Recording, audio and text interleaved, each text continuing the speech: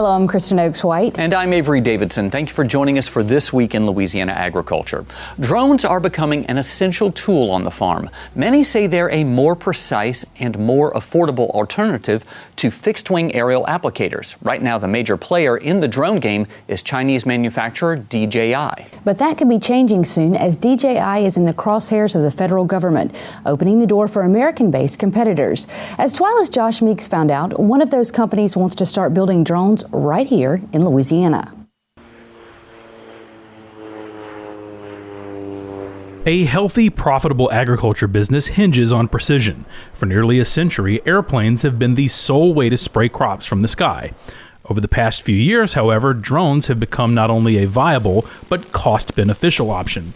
In 2026, Louisiana farmers will have a local option. We're quite an international team, and we're looking to really bring a lot of this technology and a lot of this manufacturing know-how into the Lafayette operation. Mark Ferrio is the COO of DMR Technologies. They're an industrial drone manufacturer setting up shop in Lafayette, where they'll start assembling this, the X50 sprayer drone. Today, we're getting a first-hand look at how it works. We really wanted to go where our technology was most welcome, in terms of incentives and kind of the economic aspect of manufacturing in America. We really strongly believe it, and Louisiana just came to the table and really was the most competitive offer to support what we're doing. The X50 is just like any other drone, except it's got a tank on its back and sprayers underneath each propeller. The pilot can lay out a course for it to cover specific areas and then send the drone off to do its job.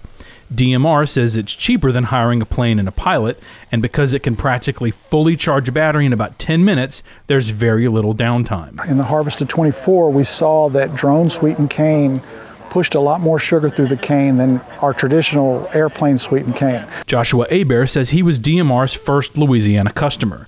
The Rapides Parish sugarcane farmer says he saw the political problems facing DJI, so he went with DMR. A move he says left him with a better crop. And I have, seen with my own two eyes, two fields, same variety, located, same soil type, located within a mile of each other. It was 885 sugarcane. One was treated with an airplane, the other was treated with a drone, same day, same afternoon. They were harvested one day apart, and I saw a 22-pound difference on the sugar. That's 22 pounds of sugar per ton. I think he's been in a very fortunate situation in terms of really dialing in what precision agriculture means, and really working with the LSU Ag Center to really dial in those parameters to meet the objectives of his specific operation. And I think there's a use case for almost every grower that's out there in terms of, again, back to like efficiency, bang for the buck, and safety, really limiting the exposure of drift, limiting the exposure of wasted chemical in the environment, and really focusing on yield and the business of farming, which has a lot of headwinds. The X50 is priced comparable to similar DJI agriculture drones and should be available for purchase in January. Reporting for This Week in Louisiana Agriculture, I'm Josh Meeks.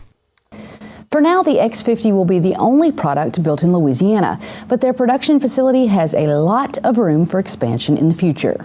Help is coming for Louisiana farmers. That's the word from U.S. Secretary of Agriculture Brooke Rollins and the Trump administration. Reuters reports Rollins announced this week that farmers across the country can expect a, quote, bridge payment that's meant to help them cover costs until the updated provisions Congress passed in the last continuing resolution and the One Big Beautiful bill come online. Meanwhile, the Farm Service Agency is currently accepting applications for Stage 2 of the Supplemental Disaster Assistance Program. You may remember Stage 1 was for indemnified losses in 2023 and 2024. Stage 2 is for shallow losses, uninsured losses, or quality losses. Louisiana Farm Service Agency State Executive Director Craig McCain says the deadline to apply is April 30th of next year, but farmers should not wait until the last minute. First of all, there's that financial need. I mean, producers have ended a crop year with prices that created some strain, and they're going to be looking to go into a new crop year next year, so that financial component's important to them. But second of all, FSA got a lot of work to do. We're going to really need their assistance and their help to help us deal with what we expect to be a significant workload for SDRP.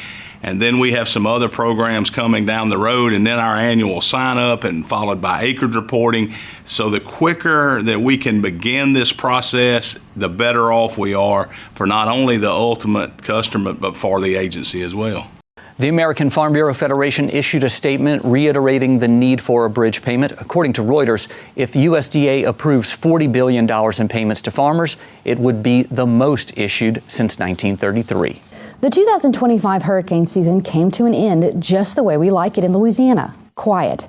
For the first time since 2015, no hurricane made landfall in the U.S. The season produced 13 named storms, including 4 major hurricanes. Researchers at Colorado State University say we were protected by unusually calm conditions. It is worth noting that while the total number of storms was below average, their intensity was not, with 3 Category 5 storms. Well, December is a time of giving, and there are fewer places that need donations more right now than your local food bank. This week, TWILA's Neil Melanson visits one to find out what's most needed for those in need. While many of us are ramping up for the holiday season, so too is the need for food donations. The Greater Baton Rouge Food Bank is now in its 40th year, and winter is a critical time for food insecurity. We have a lot of individuals that do come to us during the holiday season and look for support. Just to kind of bridge the gap for them between what they can provide for their family at the holidays and what they want to be able to provide to their family during the holidays. We have amazing corporate support from donors that buy holiday boxes. Hightower says the food bank has corporate partners that help not only his regional one, but food banks all across the state. He added some of the biggest contributors are farmers and Farm Bureau. The Greater Baton Rouge Food Bank has a wonderful history with Louisiana farmers, and it's nothing unique to the Greater Baton Rouge Food Bank. We have 4 other food banks in the state of Louisiana, and thanks to the support of Feeding America, but then more on a local level, Feeding Louisiana, the association of all 5 food banks. Feeding Louisiana has been instrumental in helping all food banks connect with, support local farmers who then support the food banks in the area. As you can see, these volunteers run like a well-oiled machine. That's why it's so important for monetary donations. While the food bank welcomes food donations, with the right funding, they can operate at scale. The food bank's asking the community, asking for individuals and organizations, partners of ours to step up and make financial contributions to the food bank. Could be a one-time gift at a level that our donors are comfortable with, and we ask everybody to do what they're comfortable with. It could be a monthly gift through our Nurse 365 program. You can set that up online at brfoodbank.org.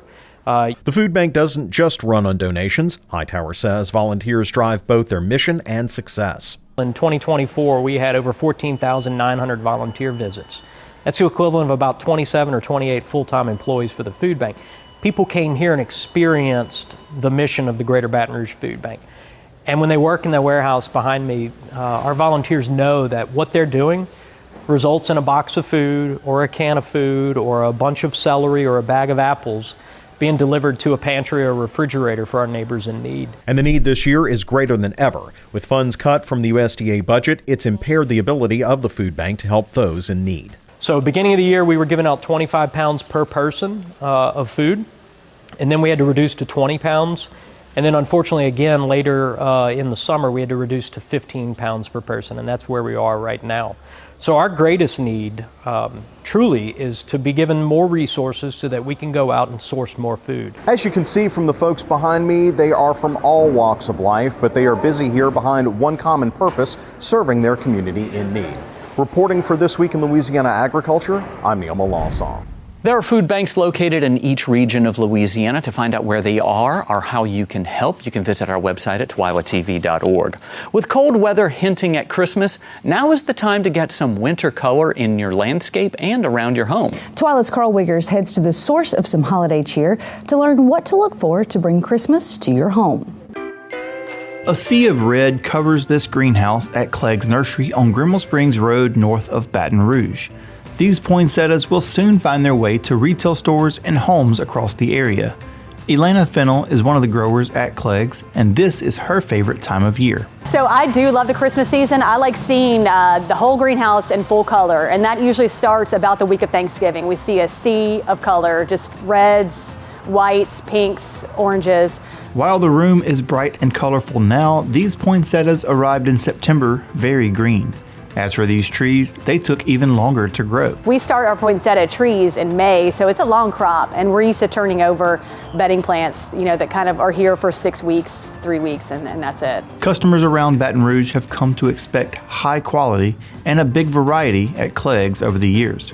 We probably have at least 20 different varieties of colors for poinsettias. I would say my favorite is the Superba Red Glitter, which is just kind of a mix of the red and white splashed together. They've bred them into so many different types that it's really just a personal taste. Lee Rouse is a horticulture consultant in Baton Rouge. He loves a good poinsettia, but says there are also other ways to get some winter color into your landscape on a more permanent basis.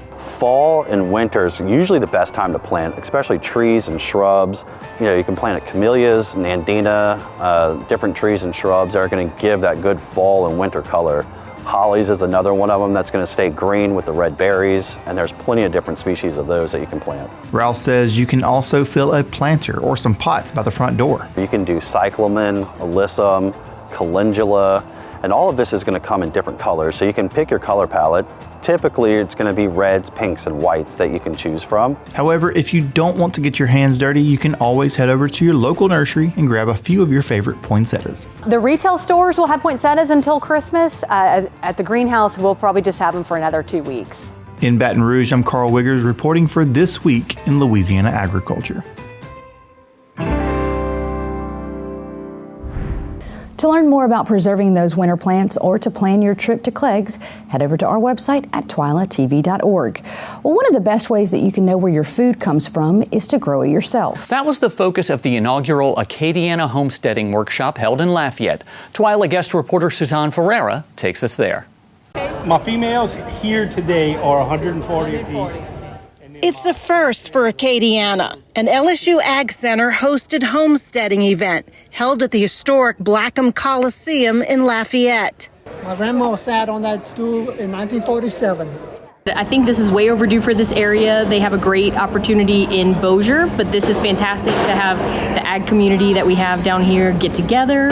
What you want in South Louisiana is a closed-eye variety. Multiple generations from all walks of life and skill levels, including amateurs, came hungry for information. Looking into beekeeping, hopefully very soon, and it's just a good educational trip for us to learn some things. I love it. I love that we're getting educated and trying to grow our own stuff and being more self-reliant. And I don't know, getting back to our roots. We're both learning a lot about chickens. We got chickens. I've been having them for 2 years. And we just started our chicken journey. And attendees are getting more than just an introduction here. Folks like Mark Seymour are carrying them through the whole process. The cow's already been trained by me because they have to be halter broke, and they take it home and carry on, and then call me if I need to go and help out and see if they need any advice. If you buy a goat from me, you not only get that goat, but you get me. This inaugural Acadiana workshop comes on the heels of the successful 3rd annual Louisiana Homesteaders Conference at the Red River Research Station in Bossier. That 2-day event pulled in 2,000 people. It really is growing. The interest in homesteading really is growing. I think over the past 5 years, again, mainly due to COVID, but there's always been that interest there. And feeding the demand in Acadiana, LSU Ag Center agents, along with guest speakers, covered the gamut under one roof. If you're doing broilers, right, the Cornish cross, when they get 6 weeks, they don't want to move. We have beekeepers in Acadia Parish, St. Leger Parish, Vermilion Parish, and Lafayette Parish as well.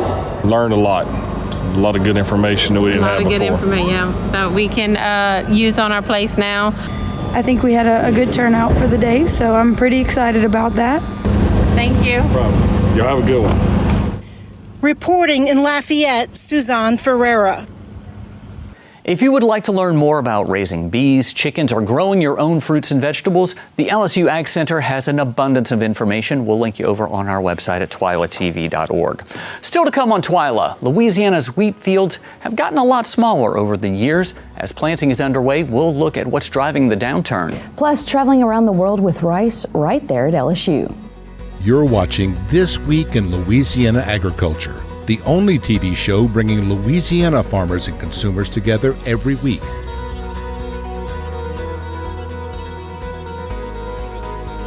Wheat is a very versatile crop that can thrive in nearly any climate in the world, but you're seeing less and less of it here in Louisiana. As Craig explains, there are several reasons for the decrease, and not just in our state, but across the country.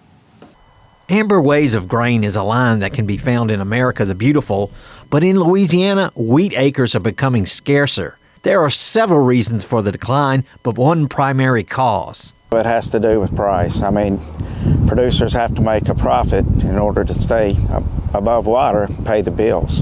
Virtually all farm commodity prices are under pressure, which leaves farmers with fewer options to spread their risk. 3 weeks ago, I was like, I don't know if I'm going to plant. I said, prices, it's not cash flow, and it's hard to do. And I started thinking, I need to plant a little bit. Just spread your eggs in the basket, like they say, spread it around. Another reason for the decrease in acreage is several bad years of a disease called scab that decimated many acres. Scientists have had some success combating it. They've made strides in resistance. There are some new fungicides that seem to be a little more effective. So there's no one silver bullet. You just have to combine genetic resistance with chemical fungicides. Smith was planning a variety trial as part of a research plot with Paget. Smith farms on sandy soil, and the trial will let him see how some varieties perform up close. If it works for me, it may not work in another spot, and that's kind of why I like to do it, because it works on my farm. I want to see it. Smith has planted upwards of 900 acres of wheat in the past, but because of prices, he planted only 250 acres this year. With the LSU Ag Center, this is Craig Gautreaux reporting. For Louisiana farmers, wheat behind soybeans is one way for producers to double crop and produce 2 revenue streams. For the 4th year in a row, LSU celebrated its International Students for Thanksgiving, sharing cuisines from across the globe. Despite being recipes from other countries, USA Rice played a big part. TWILA intern Alexandra Clegg visited LSU for a taste. LSU Dining teamed up with the Global Community Center and other cultural groups on campus to host the Joyful Food Festival. Senior Marketing Director for LSU Dining, Sarah Ronkowski, talks about how the students were involved in the process. All those recipes were actually submitted by our student groups. So first of all, you've got those student groups that are really excited to taste those tastes of home that they've submitted themselves. It might be something that reminds them of being at home with their own family. But that's not all. So we partner with vendors, just all sorts of local vendors. We use this as an opportunity to really outstretch to the whole community. So we have a DJ here. He's playing music that was also submitted by the students. So the photo opportunity is a great opportunity for students to grab their country's flag, wave it proud. The Vice President of Domestic Promotion for USA Rice, Cameron Jacobs, talks about the relationships created throughout the event. Students are really excited. Of course, it's fun to get free stuff, but to put the connection together of this rice is grown right here in their backyard. Connecting those dots is a big deal when we talk about sustainability, we talk about homegrown, we talk about supporting American farmers. Being able to have those conversations in person while actually eating the rice, it kind of makes the full circle come together. There's so much pride and passion that goes into growing American rice. Turn that back around, look for grown in the USA, and you'll love what you buy. The Joyful Food Festival opens up a new door for students to explore a variety of foods using USA grown rice. For This Week in Louisiana Agriculture, I'm Alexandra Clegg. Now, Alex, I hope you gave some of those dishes a try, because we all know here at TWILA how picky of an eater you can be. I think chicken nuggets is about it, right? Pretty much. Still to come on TWILA, a big honor for Louisiana Farm Bureau on the field in Tiger Stadium. Plus, a story from the Department of Agriculture and Forestry that is certified Louisiana. You work your way back around for the cheesecake. Beer at the end of the day. You know, if you want to taste Louisiana cuisine, Louisiana culture, this is where you need to be. I'm Dr. Mike Strain, Louisiana Commissioner of Agriculture and Forestry. We are at the LRA show, Louisiana Restaurant Association. What you see is all the networking going on, and that's the purpose of LRA, is networking.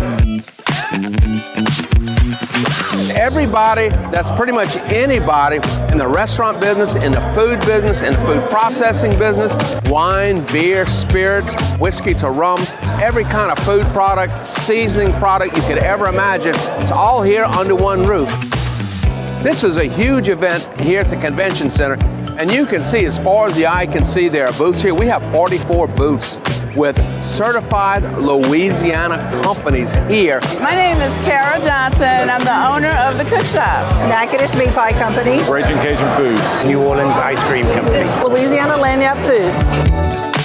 It is multi-level marketing and it's hands-on, and so it's just really a great experience here today. We take care of our certified Louisiana people. We make it affordable. You have a lot of companies that never would be here without the certified Louisiana program. We've really had a lot of traffic here. It's brought a lot of people to our brand. Being a part of certified Louisiana is really a no-brainer. They want to see the response to the people that try their products because they have poured their heart and their soul, right? They poured their soul into this, and it's so exciting to see what's going on and be a part of it. Yeah, that's good. I'm getting new ideas to cook every day. The Certified Louisiana program now has more than 500 companies. In 1 year, it grew 47% in 1 year. The marketing power of Certified Louisiana is growing exponentially. Everyone working together for a local company selling local products where people want to taste Cajun, Creole, taste Louisiana, New Orleans, Lake Charles, Lafayette, Baton Rouge. You need to be a certified Louisiana company. As we say, buy fresh, buy local, buy certified Louisiana. It's the real deal. It's like a burger. Let's try some of that.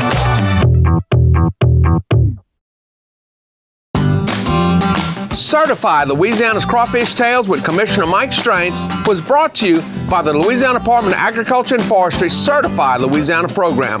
For information about the Certified Louisiana, Certified Cajun, Certified Creole, Certified Craft Beverage, and the Certified Farm to Table Logo program, visit certifiedlouisiana.org or ldaf.la.gov. Support Louisiana families. Look for Certified Louisiana logos at your favorite grocery, restaurant, or farmer's market. Buy Louisiana. It's the way to grow. Now it's time for our TWILA Boost, and this week we're taking you to a place where you can hang out with about 100,000 of your closest friends. Yeah, it's hard to find a place as energized as Tiger Stadium on a fall Saturday. It's also where agriculture is on full display. You know, the leather for the football, the food for the tailgates, and the green grass on the field. A company that sells green tractors and combines helped honor current and future agricultural leaders. Sunshine Quality Solutions, a John Deere dealer, arranged for these 4-H and FFA leaders to go out on the field for a little time with Mike the Tiger and some well-deserved recognition. Sugarcane farmer Patrick Frischhertz and Louisiana Farm Bureau President Richard Fontenot also got a big Tiger Stadium welcome and a photo with Mike. It's always good to see agriculture get the love it deserves. Thanks again to Sunshine Quality Solutions for making all of that happen. Well, that does it for this edition of TWILA. Starting next week, we'll be looking back at some of our favorite moments from 2025. Until then, you can watch all of our stories online at twilatv.org. Be sure to like us on Facebook, follow us on TikTok and Instagram. You can also find all of these stories and more on our YouTube channel. Be sure to subscribe, turn on notifications. That way you know when we put something new out there. For all of us here at TWILA, thanks for joining us. We hope to see you again right here next week.